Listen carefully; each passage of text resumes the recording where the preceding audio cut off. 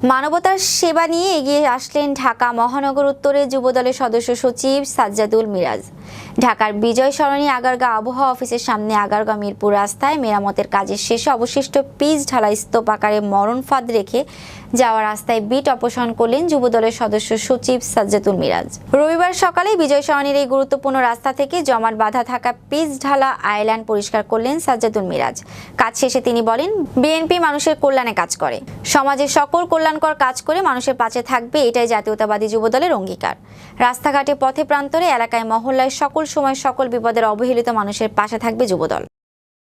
কোন স্থানে এটা উল্লেখ করা নাই, উল্লেখ না করার আমি আমার যুবদলের নেতাকর্মীদেরকে দিয়ে বোঝালাম যে এই এলাকাটা কোথায়। আসলে যে এক রাস্তার মধ্যে এক্সট্রা একটা টুকরা এখানে ফালানো ছিল, আমার সিটি কর্পোরেশনের দায়িত্ব ছিল এটা উচ্ছেদ করা।